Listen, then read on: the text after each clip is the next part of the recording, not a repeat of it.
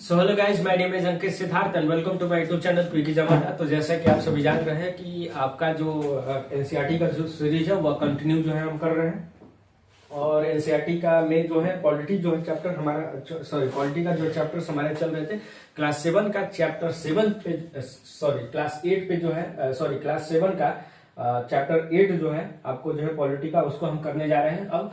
तो बाजार में एक कमी, इसके पहले हमने बाजार को समझा था, बाजार वाला ज्यादा इंपॉर्टेंट है, याद रखिएगा। बीपीएससी चाहे सीटेट चाहे जो भी एग्जाम हो उसमें आपको जब डिटेल में पूछता है आपको एनसीईआरटी, तो उसमें से जो है यहाँ से प्रश्न जो है आपको बनते हैं। ठीक है, ज्यादा आप सीटेट पे फोकस करके अगर देखें ये नोट्स जो है काफी जो है इंपॉर्टेंट जो है वो बन जाता है।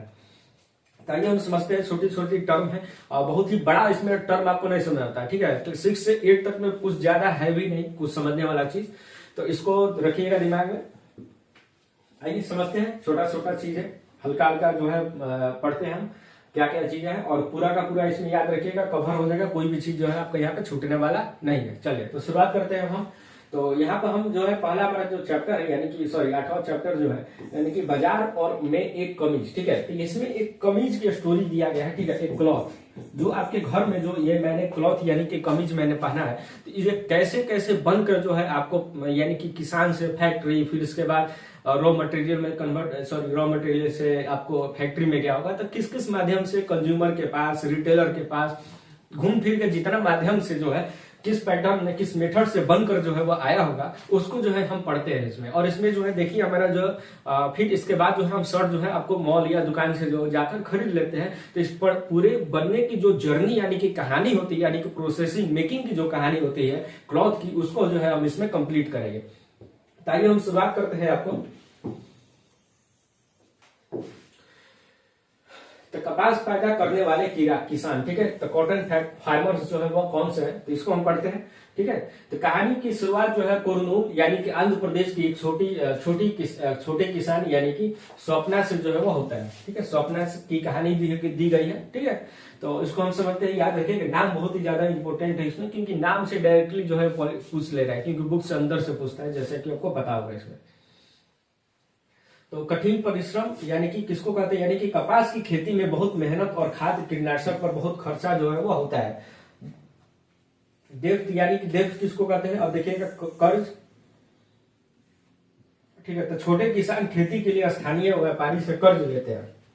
दूसरा पहला पॉइंट को रिलेट कीजिएगा, तब आपको समझ में आएगा कि आपको जो खेती या ये सब चीज जब किया जाता है कॉटन का, तो उसमें आपको जो है क्या खाद बहुत मेहनत भी लगता है, साथ ही खाद और कीटनाशक पर जो है खर्चा जो है बहुत ज्यादा जो है आपको होते हुए दिखाई देता है। जिसके बाद जो है वह क्या होता है आपको जिसके बाद जो है वह क्या होता है, तो जो डेब्ट जो कर्ज में जो है किसान जो है वो पड़ जाते हैं। ठीक है, तो यह कहा जाते हैं आपको, यह पैसा आखिर कहाँ जाते हैं लेने, तो ये पैसा आपको जब इनके पास इतना तो पैसा होता नहीं है, तो ये पैसा आपको जो साहूकार होते हैं जो गांव में, तो वहां पर जो है उनसे उधार जो है वह लेते हैं, और जिसके वजह से उधार की वजह से आपको ज्यादा तो फायदा होता नहीं है किसानी में, आपको पता होगा।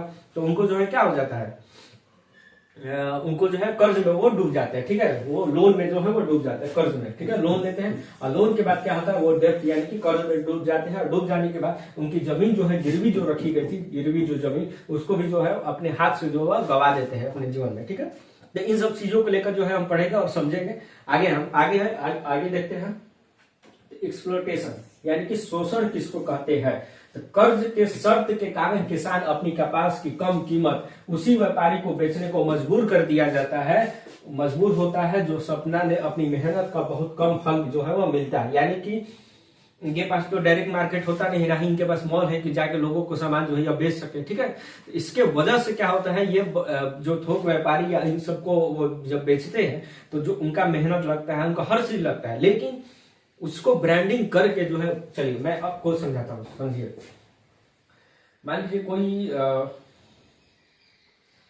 क्या कहूँ मैं, कोई एग्जाम्पल मैं लेता हूँ कोई सामान का। ठीक है, हाँ मान लीजिए कोई कुर्सी हुआ, चेयर। ठीक है, यानी कि बांस, ये पता है ये बम्बू का बनाया जाता है, बम्बू का। ठीक है, बम्बू का चेयर हुआ या बांस का चेयर। ठीक है, इसको जो है वो कहाँ पे बेचने जाएगा, इनके पास ना ही कोई मार्केट है बढ़िया, ना ही इनके पास कोई मॉल है जिसके थ्रू यह बेच सके। ठीक है, इसके वजह से ये क्या कहते हैं, ये थोक व्यापारी को जो है वो बेच देते हैं। थोक व्यापारी अपने मन से क्या है कम कीमत पे लेता है, ठीक है, या तो जिससे ये कर्ज लिया रहता है कर्ज, उसको यह कम कीमत पे देने को मजबूर हो जाते हैं, जिसके वजह से जो मोटा, अब ये क्या कहते हैं ब्रांडिंग के तौर पे ये क्या कहते हैं ब्रांड इसको बनाते हैं और ब्रांड के तरफ से पैकेजिंग हर चीज करके इसी सामान को आपको जो है मोटी पैसा यानी कि ज्यादा पैसा में आपको बेच देते हैं। इसी को जो है आपको कहा जा रहा है, इन चीजों को आपको समझना होगा। चलिए आगे हम देखते हैं। हम वही शोषण जो है उसी को कहा गया है कि यह शोषण का एक तरीका जो है आपको होता है। आइए आगे हम देखते हैं कि इरोड का कपास व्यापार, ठीक है, तो इरोड कहाँ पे है, तो यह याद रखिएगा कि तमिलनाडु का इरोड दुनिया का विशाल कपड़ा बाजारों में से एक है। यहाँ पुटिंग आउट सिस्टम यानी कि दादन व्यवस्था जो है काम करता है, ठीक है, पुटिंग आउट सिस्टम। अब डायरेक्टली पूछेगा आपको यहाँ पे प्रश्न में कि पुटिंग आउट सिस्टम जो है वह क्या है, किसको कहते हैं। तो पुटिंग आउट सिस्टम जो है इनमें व्यापारी बुनकरों को सूट देता है और उन्हें बनाता है कैसे कपड़ा जो है वह तैयार होता है, उन्होंने बताता है कि कैसा कपड़ा जो है तैयार करना है। तो पुटिंग आउट सिस्टम जो है उसी को हम कहते हैं। चलिए आगे हम बढ़ते हैं।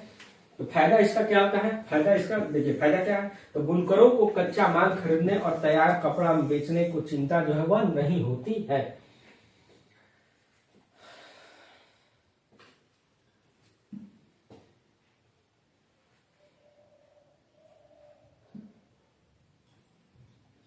कुछ मिस कर रहा है।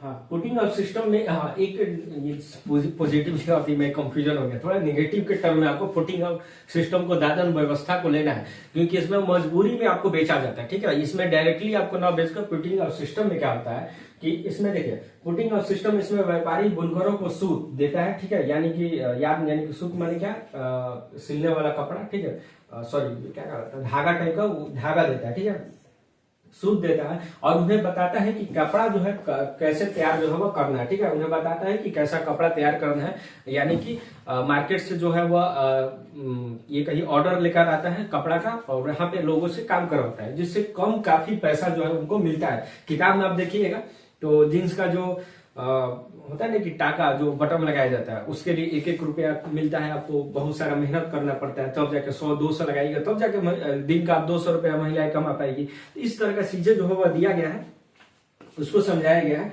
ठीक है। तो फायदा इसमें क्या आता है, बुनकरों को कच्चा माल खरीदने और तैयार कपड़ा बेचने की चिंता जो है नहीं होती। इसमें एक फायदा यही है कि बुनकरों को जो है आपको कच्चा माल खरीदने और मैंने कच्चा माल खरीदना होता है ना कि डायरेक्टली वो धागा तो हर चीज दे दिया आपको, मशीन भी दे दिया आपको, सब कुछ जो बड़ा व्यापारी होता है तो उसमें आपको डायरेक्ट सब कुछ मिल जाता है और उसको बेचने की भी चिंता नहीं होती है। लेकिन इसमें मुनाफा जो है बहुत कम होता है, क्योंकि इसमें मजदूर की तरह जो है उनको काम करना जो है वह पड़ता है, एक मिल फैक्ट्री में जैसे काम करवाया जाता है उस प्रकार से। तो इसी को क्या है दादन सिस्टम जो है हम कहते हैं, यानी कि दादन व्यवस्था करते हैं। एक और जो है इसका सबसे बड़ा डिमेरिट क्या है, आइए हम देखते हैं इसका नुकसान क्या है।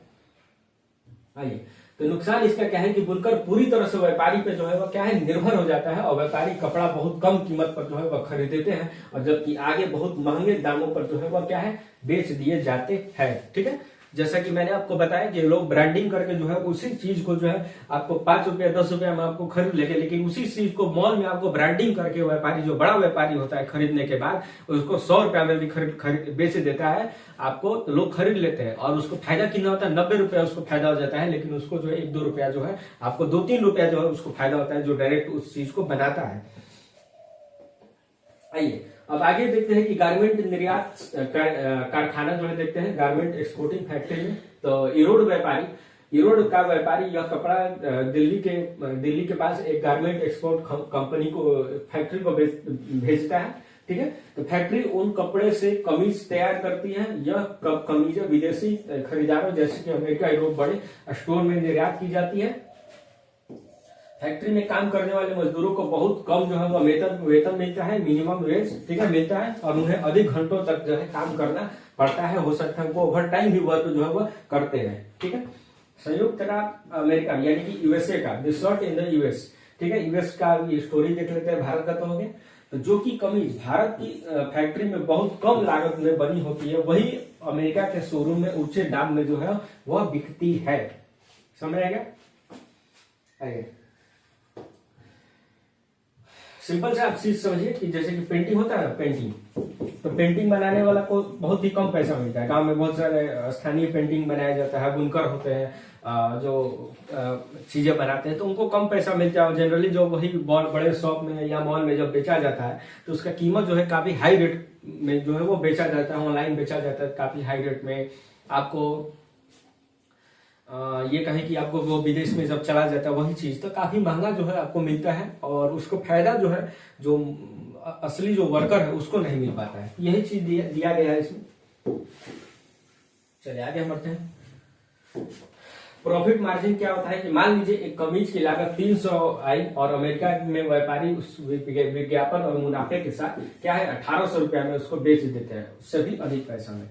तो अगला पॉइंट है आपको पांचवा पॉइंट, बाजार में लाभ कमाने वाले, हु गेन दी मार्केट। बाजार में लाभ कौन कमाते हैं ये देखते हैं, लास्ट ये स्लाइड है। इसके बाद 9th वाला जो चैप्टर होगा ये थोड़ा सा 2-3 मतलब कि थोड़ा बहुत लंबा हो गया, 15 मिनट का होगा लास्ट चैप्टर जो होगा, तो सब बना रखिएगा। चलिए, तो बाजार की इस पूरी श्रृंखला का लाभ का वितरण समान नहीं है, तो उसको दिखाया अनइक्वल होता है। सबसे ज्यादा लाभ जो है कौन कमाता है, तो विदेशी व्यापारी कमाते हैं और बड़े शोरूम वाले मालिक यानी कि मॉल वाले जो है वो कमाते हैं, ठीक है।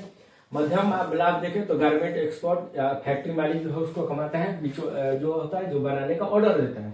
सबसे कम लाभ किसको होता है, तो कपास उगाने वाले किसान को होता है, बुनकर को होता है, फैक्ट्री के मजदूर को होता है। चलिए अब आगे देखते हैं इसमें समरी में आपको क्या है।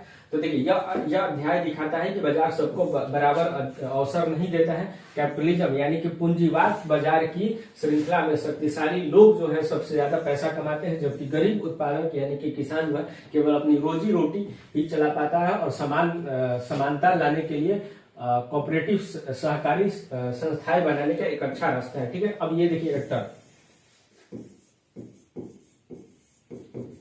सहकारी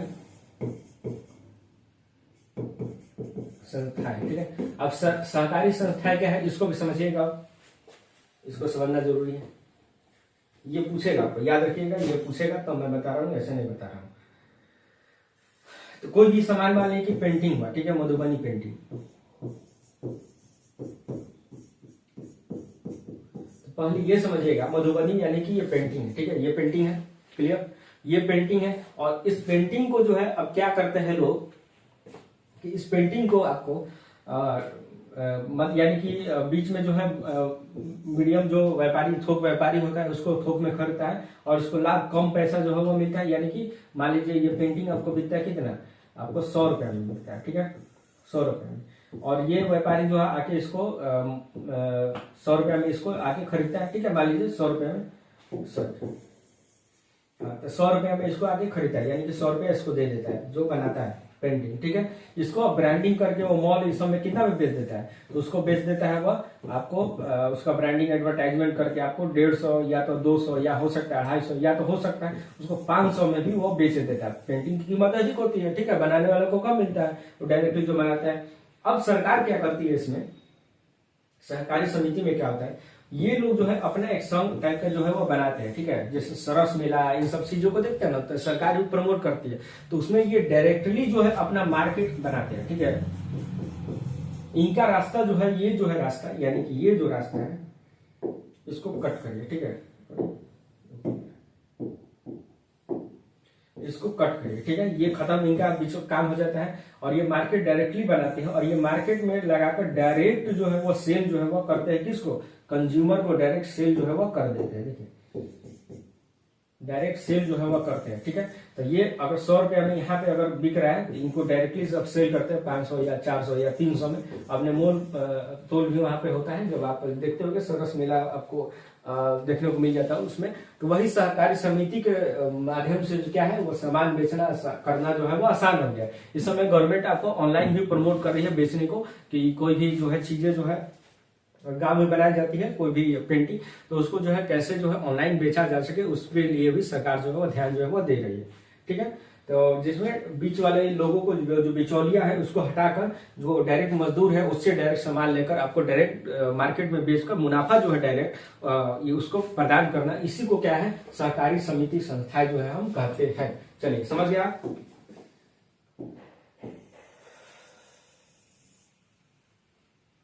चलिए आगे हम देखते हैं कीवर्ड्स देखते हैं। गिनिंग मिल, गिनिंग मिल किसको कहते हैं?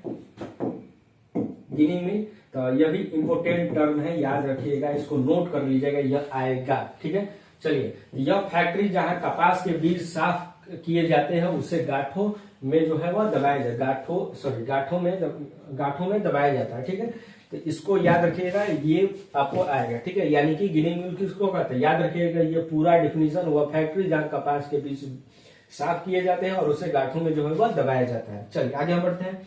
एक्सपोर्टर यानी कि निर्यातक क्या है, वह व्यक्ति जो देश को सामान विदेश में जो है बेचता है। प्रॉफिट क्या है पता है आपको, वह राशि जो कुल खर्च निकालने का मुनाफा जो होता है राशि। कोऑपरेटिव क्या है, सहकारी संस्था, उन लोगों का समूह जो साझा लाभ के लिए मिलकर जो है काम करते हैं, जैसे कि बुनकरों की सहकारी समिति। ठीक है, इसको गवर्नमेंट भी जो है प्रमोट जो है वह करती है। ठीक है, इसको याद रखिएगा। ये जो है पूरा का पूरा आपको खत्म हो गया। तो इसमें कोऑपरेटिव सोसाइटी किसको होता है, सहकारी समिति, इसको बढ़िया से समझ लीजिएगा। साथ ही आपको गिनिंग मिल क्या है उसको भी समझ लीजिएगा। आपका पूरा का पूरा चैप्टर जो होगा क्लियर हो जाएगा, इससे ज्यादा प्रश्न जो इसमें नहीं आने वाला है। चलिए मिलते हैं नेक्स्ट वीडियो में। अगला वीडियो जो हमारा होगा, यानी कि जैसे कि आपने देख रहा है कि स्ट्रगल फॉर इक्वलिटी, ये ज्यादा इंपॉर्टेंट है, याद रखिएगा। यह प्रश्न जो है जो प्रश्न यह चैप्टर है जिसको हम करेंगे, लास्ट चैप्टर होगा। मैराथन के रूप में मैं इसको डाल दूंगा। मेरा नाम है अंकित सिद्धार्थ और क्विक एग्जाम अड्डा यूट्यूब चैनल है, और टेलीग्राम पे जो है इसका PDF आपको मिल जाएगा। क्विक एग्जाम अड्डा से टेलीग्राम मेरा चैनल होगा, वहां पर भी आप जाकर लिंक से जा सकते हैं। चलिए मिलते हैं नेक्स्ट वीडियो में, तब तक के लिए अलविदा।